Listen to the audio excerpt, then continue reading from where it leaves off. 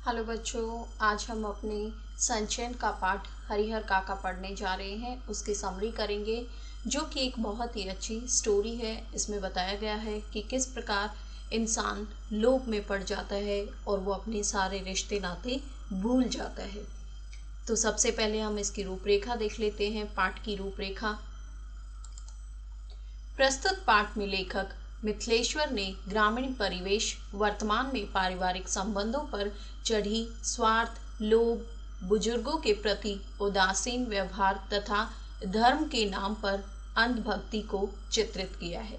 तो यह पाठ किसने लिखा है? मिथिलेश्वर ने। यानी ये जो कहानी है ये मिथिलेश्वर ने लिखी है और इसमें ग्रामीण परिवेश के बारे में बताया गया है, आज के जीवन के बारे में बताया गया है कि किस प्रकार स्वार्थ के कारण लोग लोभी होते जा रहे हैं और किस प्रकार बुजुर्गों के प्रति उनकी उदासीनता, व्यवहार तथा धर्म के नाम पर अंधविश्वास बढ़ता जा रहा है। उसको इसमें बहुत ही अच्छे से चित्रित यानी वर्णन इसका किया गया है।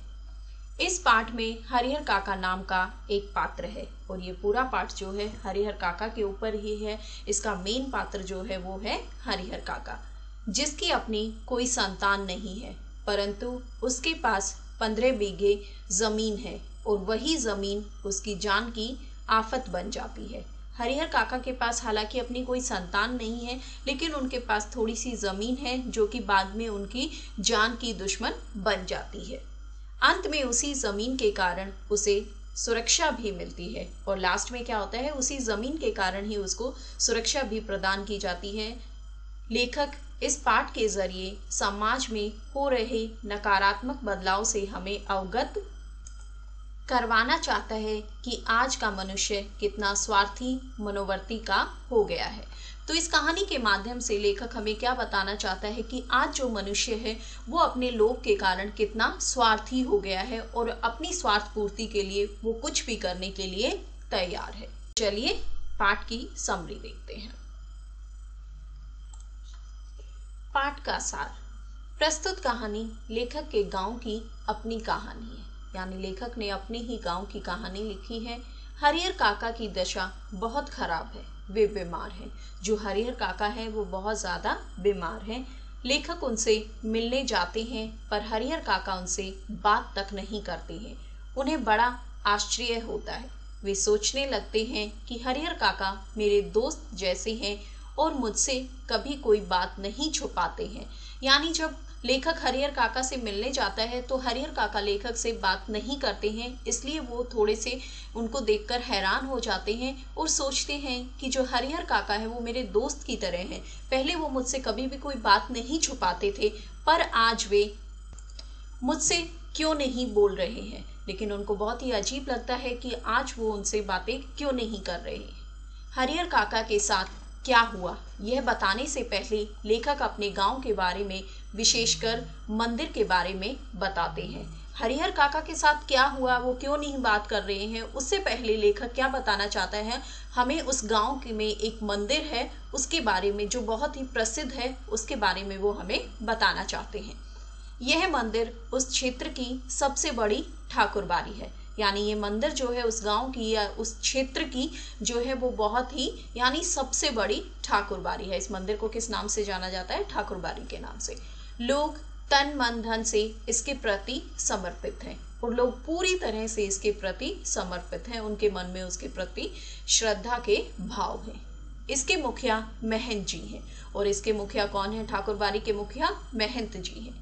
हरिहर काका की दोनों पत्नियों की मृत्यु हो चुकी है। हरिहर काका की 2 पत्नियां थी, दोनों की ही मृत्यु हो चुकी है।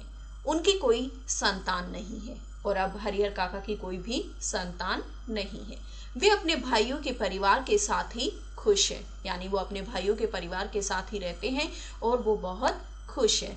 उनके पास 60 बीघे जमीन है, उनके हिस्से 15 बीघे जमीन है। सो उनके पास टोटल कितनी जमीन है? 60 बीघे और उसमें से उनको 15 बीघे जमीन मिलती है।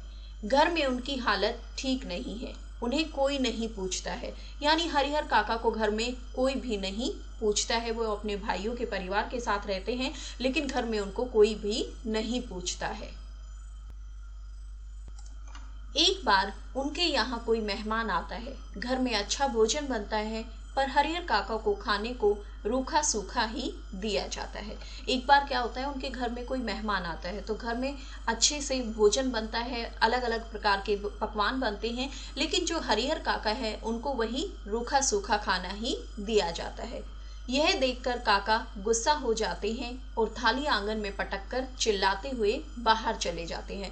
तो ये सब देखकर कि घर में इतना सारा खाना बना है लेकिन फिर भी मुझे यही रूखा सूखा दिया जाता है, तो वो बहुत गुस्सा होते हैं और जो है खाने की जो थाली है उसको क्या करते हैं, आंगन में पटक देते हैं और चिल्लाते हुए बाहर चले जाते हैं। यह बात महंत जी को भी पता चलती है, जो पहले से ही हरिहर काका की संपत्ति ठाकुरबाड़ी के नाम करवाने की फिराक में थे। यानी हरिहर काका खाने को लेकर गुस्सा हो गए, उनके घर में लड़ाई हो गई है, तो ये बात जो है ठाकुरबाड़ी के महंत जी को पता चलती है और महंत जी पहले से ही जो हरिहर काका की संपत्ति है उसको हड़पने की कोशिश करता था, यानी उसकी फिराक में था। वे काका को अपनी जमीन ठाकुरबाड़ी के नाम कर देने की खुशामद करते हैं और वो क्या कहते हैं हरिहर काका को कि जो उनकी जमीन है वो क्या करें, ठाकुरबाड़ी के नाम कर दें। वे उन्हें अच्छा खाना खिलाते हैं और उनकी खूब सेवा करते हैं और उसके बाद ये सब बातें करने के बाद वो उन्हें क्या करते हैं, उनको की खूब सारी सेवा करते हैं और खूब अच्छा अच्छा उनको खाना खिलाते हैं। पर काका हाँ या ना कुछ नहीं कहते, यानी काका ना तो ये बोलते हैं कि मैं अपनी जमीन ठाकुरबाड़ी के नाम करूंगा, या ना ही वो मना करते हैं। उनके भाइयों को अपनी गलती का एहसास होता है और जो उनके भाई हैं उनको जो गलती उन्होंने की थी उसका एहसास होता है और वे काका के हाथ पांव पकड़कर उन्हें घर ले आते हैं। यानी वो क्या करते हैं, उनको जब अपनी गलती का एहसास होता है तो वो काका के सामने हाथ पांव जोड़ते हैं और घर ले आते हैं। अब घर में उनकी खूब खातिरदारी होती है और घर में उनका अच्छे से पूरी तरह ख्याल रखा जाता है। उधर महंत जी बौखला जाते हैं। ये बात न बनती देख काका का अपहरण कर उन्हें ठाकुरबाड़ी ले आते हैं।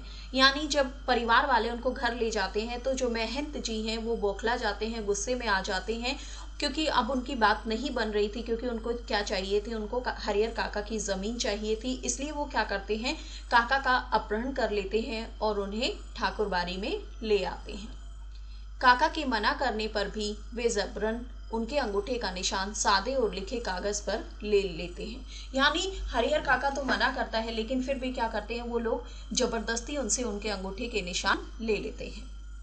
फिर उनके हाथ पैर बांधकर मुंह में कपड़ा ढूंसकर उन्हें एक गोदाम में बंद कर भाग जाते हैं। यानी पहले वो उनके अंगूठे का निशान लेते हैं, उसके बाद उनके हाथ पैर और उनके मुंह में कपड़ा ढूंसकर उन्हें एक गोदाम में बंद कर देते हैं और वहां से भाग जाते हैं।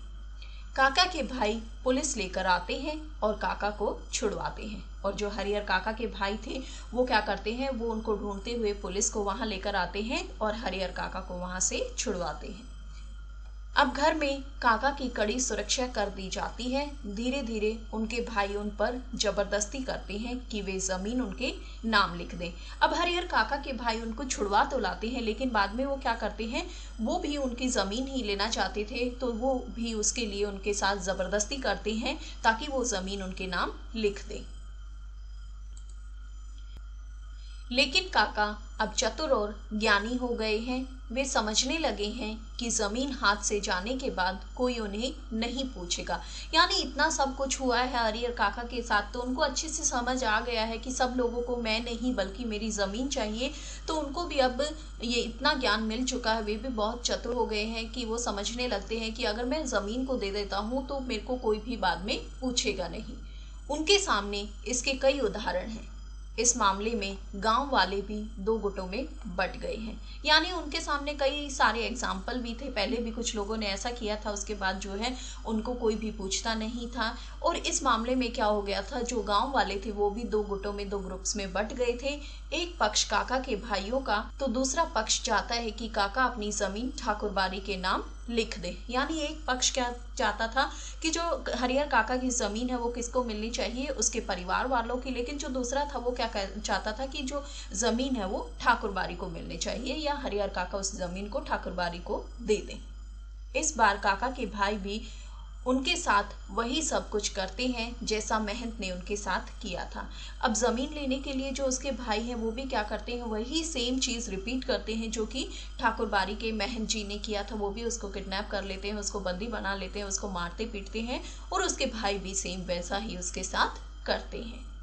अब काका को किसी पर भरोसा नहीं रहा, यानी अब लास्ट में हरिहर काका को दोनों में से किसी पर भी भरोसा नहीं रहता है। वो किसी पर भरोसा नहीं करना चाहते हैं, वे अकेले रहने लगते हैं।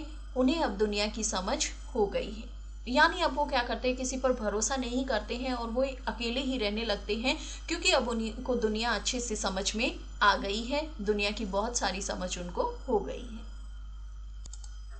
गांव के और लोग भी उनकी संपत्ति हथियाने की कोशिश करते हैं पर सफल नहीं होते।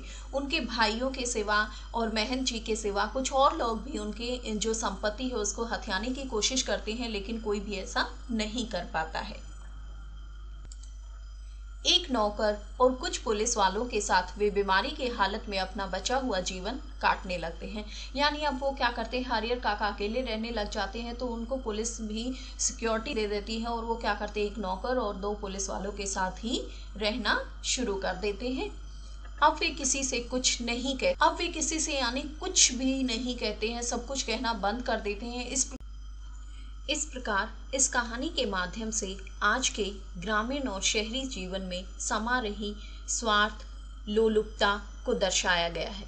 तो इस कहानी के माध्यम से क्या दर्शाया गया है, यहाँ बताया गया है कि किस प्रकार ग्रामीण और शहरी जीवन में लोभ, स्वार्थ बहुत ज़्यादा बढ़ता जा रहा है। लोग अपने फायदे के लिए कुछ भी करने को तैयार हैं। तो इस कहानी से हमें क्या शिक्षा मिलती है? इस कहानी से हमें यह सीख मिलती है कि हमें पारिवारिक संबंधों को बनाए रखना चाहिए, ना केवल लोभ लालच के कारण इनको तोड़ देना चाहिए। और जो हमारे बड़े बुजुर्ग हैं उनका सम्मान करना चाहिए, उनका आदर सत्कार करना चाहिए और उनकी जितनी हो सके हमें सेवा करनी चाहिए, ना कि लोभ लालच में पड़कर हमें उन्हें छोड़ देना चाहिए या लोभ के चलते हमें उनका ध्यान रखना चाहिए। हमें अपनी स्वार्थ पूर्ति के लिए दूसरों का फायदा नहीं उठाना चाहिए।